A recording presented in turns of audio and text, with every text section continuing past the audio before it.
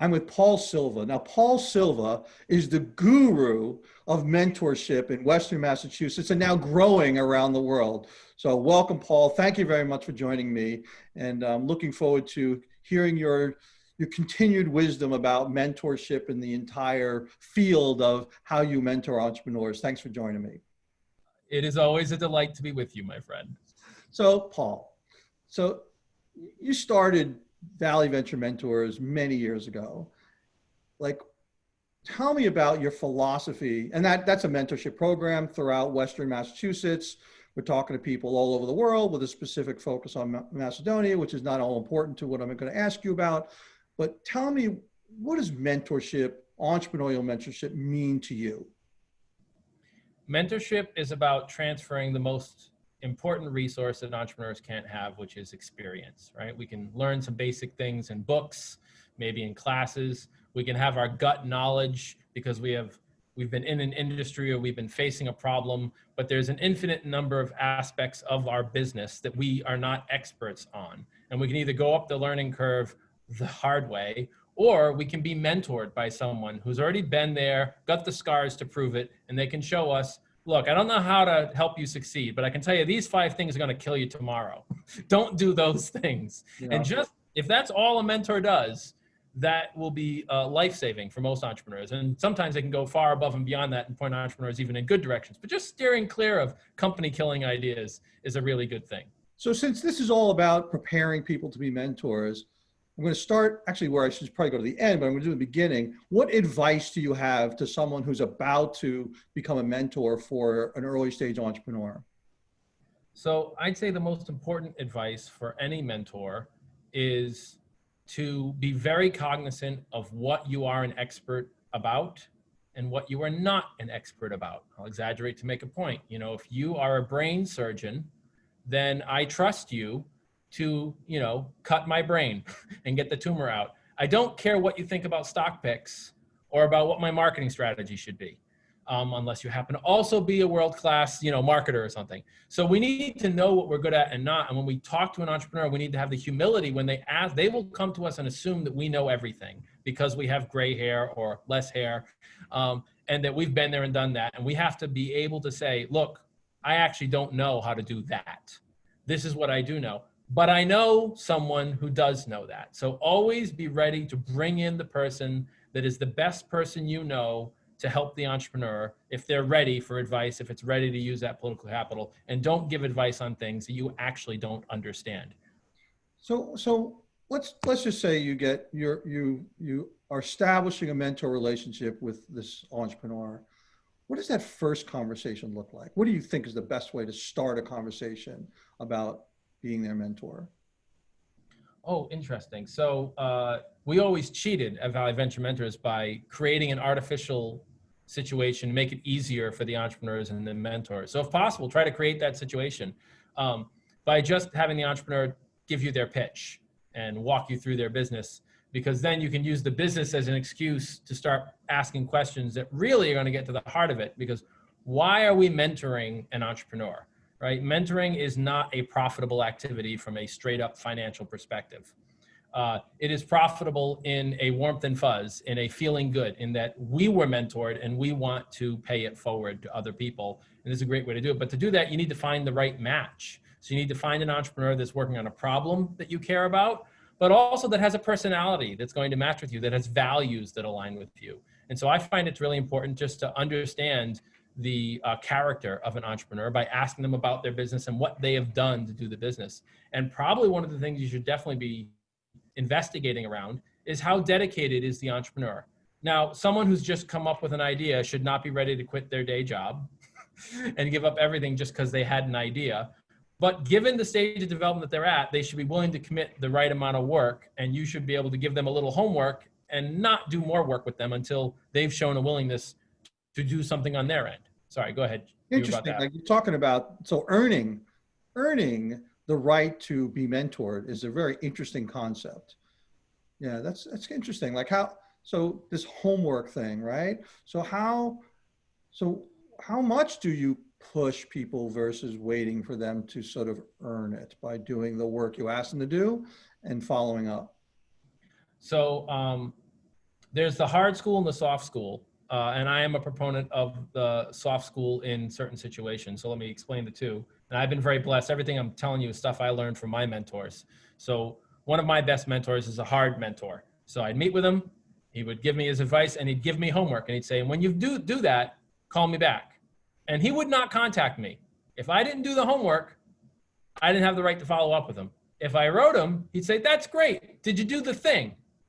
If I didn't do the thing, I needed to have a good reason why I didn't do the thing. Otherwise, he'd say, oh, no problem. It won't make sense for us to meet until you do the thing. It was his polite way of saying, go do the homework. Because we all know people don't appreciate what you don't pay for. And if mentoring is free, the mentee is paying, but they have to pay with their time and their sincerity. And so that was a good test. Now, the caveat to that is that particularly if you're working with groups that are not used to being mentored or are unfamiliar with the cultural norms around this, then they might not know that that's the expectation. This is particularly true in any population that has not had a chance to disproportionately be an entrepreneur. So for them, I tell them this is the homework and I'm explicit. Look, I would be delighted to continue to help you.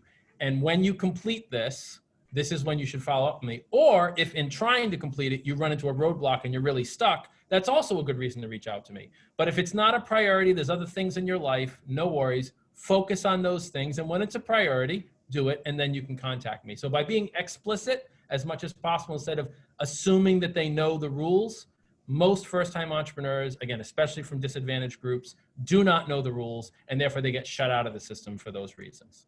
So what some entrepreneurs early stage think they don't need a mentor. Like, yeah, I'm smart. I went to college. I got my degree. Like, I know what I'm doing. Like, what would you say to someone like that? What I have learned to say is, that's great. Congratulations. I hope you're very successful, because I have found I cannot talk them out of it. Yeah. If they're that confident, I might say, it sounds great. You said you're going to get to 10 million in revenue this year. That's fantastic. If you discover there's some trouble along the way, feel free to drop me a line, because I'm always okay with someone learning that they were hubristic and a fool and coming back. All of us were idiots. Some of us stay idiots our whole lives. Some of us realize that we're idiots and learn how to be grown-ups. And so I want to give them the grace to come back. You talked about personality match, but I want to ask you, what do you think is sort of some personality traits that a good mentor has? A great mentor, as a general rule, is fairly Socratic in their approach, in that it's less about telling the entrepreneur the answers to the questions than it is giving them the right questions. And that's for a couple of reasons. One is that as smart as we are as experienced mentors, we're not as in it as the entrepreneur is in the specifics of their business. So things that we are sure are true, 90% chance we're right, but there's a 10% chance that there's something specific about their situation that's different. And so if we can equip them with the questions to analyze the situation and come to the same conclusion, then A, they will come to the right conclusion. B, they've got a tool that they can keep using as opposed to always calling me to get the answer. We want to teach them how to fish. And so by giving them the right questions, you empower them to answer. And then lastly, probably the most important thing is, anyone who's a parent knows our children don't believe stuff we tell them. Humans don't believe things that are told to them on average. We believe things that we learn ourselves. So if you can not tell them the answer, but show them how to learn the answer themselves, they will believe it at their core, as opposed to a mentor, an inexperienced mentor might tell you, well, I know all the answers, so why don't I just meet with them and they tell me what's going on, and here's what you need to do. Like this balance between leveraging my expertise and leveraging my curiosity. How do those fit together in building a mentorship sort of portfolio for myself? Sure. And to be fair, I made it sound too extreme, right? It's not that we never give advice. It's a balance. And entrepreneurs want us to be directive, like do this, this, and this. And so I am fine with being directive and giving an entrepreneur certain answers, but only if I've made sure to wrap it in the right framing, try to get them to come to the right conclusion. So like when I help someone with a pitch deck that they're going to give to investors, first I explain, all right, so when you gave the slide, these are the problems it caused for me. How might you change that? If you were to do it as a story, what might it look like? And then they say it and I say, oh, okay. And then I pull up a slide and I start typing what they've said when they say the right answer. And if they don't say the right answer, I keep asking them some more questions. So I'm being directive and telling them what to do, but eventually it's their answers on the page and they're more likely to believe it. Yeah, so you're the author of the term lovingly critical. What does that really mean? Tell me what that really means, and is it really accurate as to what people should be doing? I don't know. It's accurate for what I do. And a lot of people misunderstand it. It's just another way, a rebranding of constructive criticism. I just found that constructive criticism, when I had a room of 100 mentors, and I used to say be constructively critical, a lot of them were a bit harsh because they figured, well, I'm telling them the truth, and that will help them be better, therefore it's constructive. And one thing we learned is lovingly critical really is the same thing, but the tone is what the difference is. So we say, you tell them if there's something wrong, but you're not a jerk about it. So you don't say, this company is doomed to failure. You say, gee, it looks like your revenue is going to be 1/10 of your costs. Do you see that as a problem, or how might you get around that? And then that can lead to an interesting conversation. It might educate you on something that you didn't know, or again, get the entrepreneur to connect the dots. And if you're reminding yourself that it's not my job to show the entrepreneur that I'm awesome. It's not about me. It's that I love entrepreneurs. They're the ones that create prosperity and jobs. And if I can help this person follow their dream, they're going to create good in the world. And so I want to come from that mindset when I give the advice. And it just takes it and puts the right tinge on it so that the entrepreneurs feel like you're there for them. You can give them hard stuff. I've had plenty of entrepreneurs walk out of my meetings like, well, 1% of my pitch was reusable. But they didn't feel like a piece of crap. They felt bad that only 1% was usable, but at no point did I make them feel like a worthless human being. They walked out with, I know exactly what I need to do. I'm armed with the right things. Yeah, so, you managed a mentorship program for years, and did you ever have to fire someone? This is really hard, firing a volunteer. Have you ever had to fire someone who's just a horrifyingly critical, or something else that they did was just awful? Have you ever done that? So you're throwing me a softball. I did get punched once. So I fired, in working with about 3,000 volunteers over the course of those years, I fired about 3 or 4 people, so 0.1%. And I gave warnings to a couple times that many, not 10 times that many. Which sounds like a lot, but then you realize it's such a tiny fraction of the total number of people. So the vast majority of people, if you're clear in communicating up front and model what you're doing, and you make sure that the first 10 or 20 people in your mentor community all get it and believe it, you form the seed of a healthy community. Then as you add people, they will get it and they will stick. And the occasional reminder of people that have gone off the trail, almost all of them either stopped coming or they realize, oh, I didn't mean to be a jerk. I was a jerk, but I didn't mean to be. I will stop doing that bad behavior. What were they doing? So I know 3 out of thousands is not that many, but what were these people doing that got Mr. Lovingly Critical to push them off the ship here? Like, what were they doing? Yeah, so one company broke our rule about forming a relationship with a company and not disclosing it. We're always fine with mentors having a relationship with a company. After all, if there was an investor and they wanted to fund one of our companies, that's great. We just need to be transparent about it and change the way that they, mentor them, because now they shouldn't be involved in certain conversations. So there was one entrepreneur who formed a relationship and, quite frankly, wrote up the legalese in a way that was screwing the entrepreneur. And then we found out about it after the fact and were able to extricate them out of that legal arrangement. There was another entrepreneur who blatantly started copying our entrepreneur. Wow. This mentor started copying our entrepreneur. Luckily, most of the time when people copy you, they're idiots. So it doesn't matter that they copy you. Even though he was rich and connected, he was still inept when compared to our broke entrepreneur. But he took their stuff, and in no time, we started seeing things on his website that might as well have been a carbon copy. Wow. So he at least shouldn't have been mentoring the entrepreneurs if it was his content and was just convergent evolution. He should have been like, oh, I'm in a very similar business, so I'm going to stay over here. But he didn't. He was there meeting with them, going over all the details, and then not disclosing. So those kinds of dishonest things are what would cause us to fire somebody, because Yeah. we have very simple rules: don't solicit, and don't be an asshole. Yeah.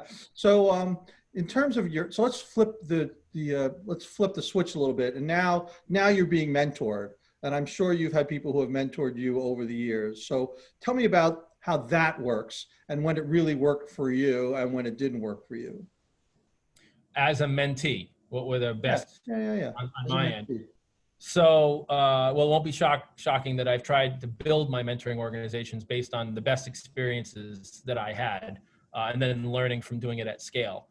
So my best mentors were the ones, as a matter of fact, lovingly critical, though the word wasn't used by one of my mentors, Eddie Binder. He is the absolute embodiment of it. He is better at it than me. Every single time I've met with the man, I've walked away knowing that I was an idiot and could basically prove it mathematically. But he never said it, never made me feel bad. He just sweetly said, "Oh, you're doing this, and have you thought about it this way?" And I'm like, "I already know that, but I screwed it up anyway." But he never made me feel bad. So those people modeled that, were incredibly generous of their time, which, it's very hard to be because we're all busy. We all have lots of things in our life, but somehow the best mentors find a way to squeeze you in without sacrificing their families, but they find a way to squeeze you in when you need it most, and giving me the targeted feedback that I needed. And they would tell me when I was really doing it wrong, which was so important, because there's been a number of times when I was heading off a cliff, but I was very happy about it. And people were not afraid to tell me, like, you might not want to hear this, but I'm afraid that this will happen if you go in that direction. And these are some ways you can figure that out. Do you have any It's examples really of time when you pivoted your business based on some mentor feedback or idea? Oh God, so many times. Uh, um, well, let's pick something that's a little more recent, so I'm not as foggy on it. My angel investor group that I run. All right, so that's a mature business, been around 17 years, and a year ago it was shrinking for almost the first time in its history, and shrinking precipitously. It should be dead right now. And I was at a loss. I'd been running this thing for most of its 17-year history, and I was running it better than I'd ever run it before, but it was dying. And so I did what I've learned to do. When I'm in trouble, I call my mentors, and then they whacked me upside the head, and they lovingly said, "Gee, Paul, you teach entrepreneurship. What would you tell your students to do in this situation? It sounds like has your customer base changed?" Well, I suppose, yeah. Do they do this? Do they do that? Yeah, now that you mention it, my customers are very different now than they were 17 years ago when the group was founded. Oh, and what happens when a customer base changes, Paul? You should probably change your product. Oh, how might you change your product? I don't know, but I'll go ask my customers. That sounds like a good idea, Paul. Let me know how that goes. And so then I called my customers and conducted customer discovery, got some pattern matching, went back to the mentors. Well, sure enough, you're right. Customers were like this, and now my customers are like this. So I'm thinking of moving in this other direction, but it's a big change. And like, so how can you test if that's a good idea? Right, I could test this idea. All right, I'm gonna frame it. I'm gonna call back a couple of the key people that I've already lost. I'm not gonna get back okay. So they, in just a few phone calls, showed me how to see what was wrong, how to validate if my new solution would work.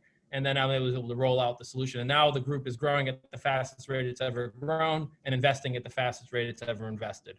That's great. I call that eat your own dog food. It's like you kind of like, oh yeah, I would interview people like that's sort of like, oh, that's kind of interesting. So yeah, it's always good to have that sounding board of someone saying to do it. Do what you would tell someone else to do. It's like be your own consultant, as I am a consultant. Hey, one other thing. I've been clearly the COVID world has required us to pivot in many ways. How has mentoring changed when we went from face-to-face sitting at Starbucks to face-to-face sitting on a Zoom screen? Have you noticed in your mentorship that it's changed, it's gotten better, it's gotten worse? Like, what's the pivot we all need to do when we do things remotely? Because let's face it, this is going to be like this minimum 7-8 months, maybe more like a year and a half. So what are you thinking there? So Not surprisingly, what I've seen has been positives and negatives. The one-on-one mentoring has gotten better.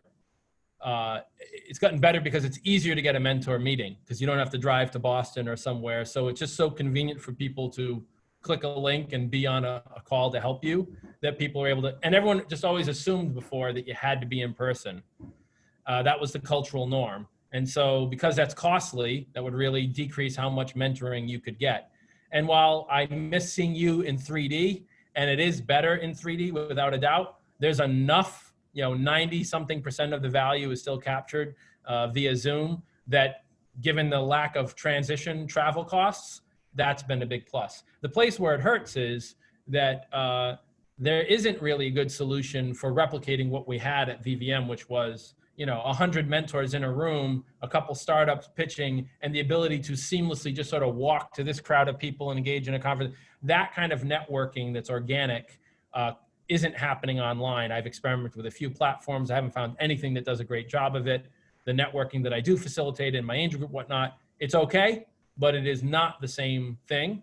It's actually better for introverts because they can be sort of forced into a room and everyone knows what's supposed to happen, as opposed to, I don't know any of the people, I'm not a part of the clique. But for everybody else, it's a real problem. So I'm hoping the technology catches up to give us all more abilities to facilitate networking, because that serendipitous discovery is not what's happening now.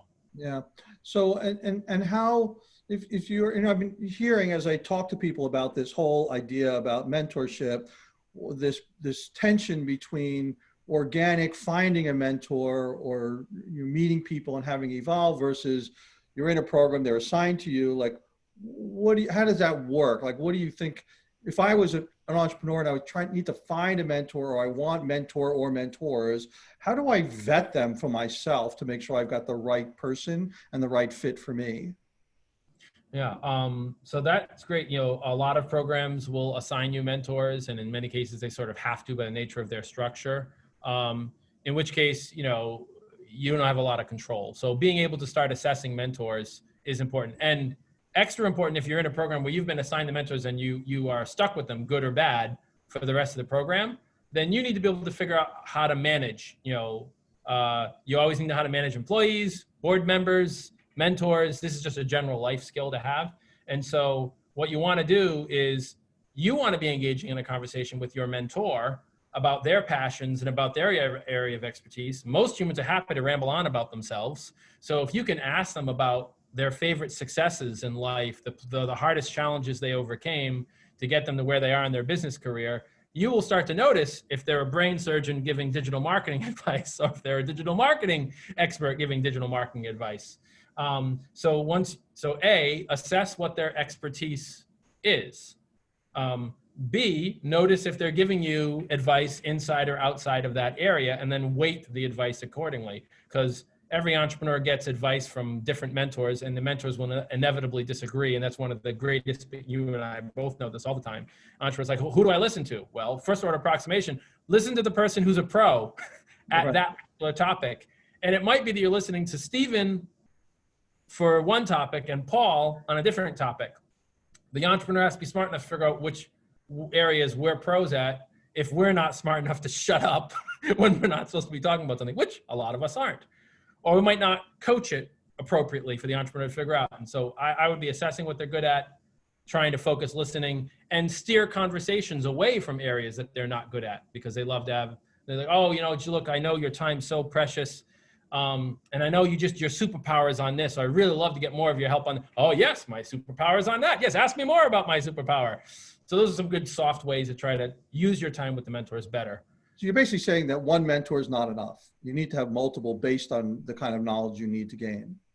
Unless anyone knows the all-knowing, omniscient person, right? That's the problem. That any business has a nearly infinite amount of knowledge it needs to acquire in order to be successful. So the entrepreneur should be looking at, it's a question you didn't ask, Susan, but sorry, just jumped in my head. Every entrepreneur should be, writing on a whiteboard or something, what my biggest risk is, the thing most likely to kill my company right now, and what my next couple milestones are, and then go out and find mentors that know how to solve that problem. Don't say, well, I need an infinite number of mentors, because you'll choke on it. You can't take all the advice. Say like, well, the thing most likely to kill me right now is cash flow. So I need to go find people that really can help me figure out how to cut my costs. Okay, great. That's all you should be focusing on, getting those people. And when cash flow isn't your problem anymore, thank them. Don't schedule another meeting with them for a while. Just send them a love note once a month or once a quarter about how you're progressing and how thankful you are for them. But be focusing on talking to the pitch coach so you can raise some money from investors or whatever the next big challenge point for you is. Yeah. So what question didn't I ask you that I should have, that you are baking in your head that would shed some light on this topic? Oh, let's see, Stephen. Nothing is immediately coming to mind. Mentoring, mentees, balancing people constantly disagreeing with each other. Don't be afraid to fire a mentor. You can fire them gracefully. Usually that's easy. Just you stop calling them and politely fobbing them off. If someone's a bad egg, don't be afraid to reach out to someone who has experience. Hopefully you're a part of a mentoring program where there's like, again, at VVM, the entrepreneurs could come to me if they had a concern about something, or to their sort of head mentor, the facilitator we used to call them. So they had someone they could turn to. So try to see if you can have someone like that that can be like, gee, is this fishy or is it just creative? So have someone you can turn to help you suss out if something is a challenge, and then help you figure out how to get out of it. Sometimes they might even be willing to be the bad guy for you to get you out of the situation, which we always did for our entrepreneurs. So I think those are a couple of things that entrepreneurs should be looking at so that they can have the right people that they're working with. And never forget that the compensation that mentors want, the only kind of mentors you should really want, is gratitude. And gratitude is free. So you should pay lavishly. And that means, thank you cards at every occasion, virtual or otherwise. You should be specific. Hey, that particular piece of advice you gave me was really helpful in this impactful way. It will cost you moments of your time, and it will pay the mentor in the only thing that they really care about. It will let them know that you're a great mentee. And then when they're deciding if they're going to work at 6 o'clock at night to take a phone call from you when they probably should do something else, the entrepreneurs they're going to prioritize are the ones who listen to advice and express gratitude for having received the help. Well, I can't thank you enough. This has been very helpful, and I'm sure your words of wisdom will move from Western Massachusetts to the depths of Macedonia, who are looking to be better at what they're doing. So thank you very much, and I appreciate your time and insights. Always a joy to be with you, Stephen.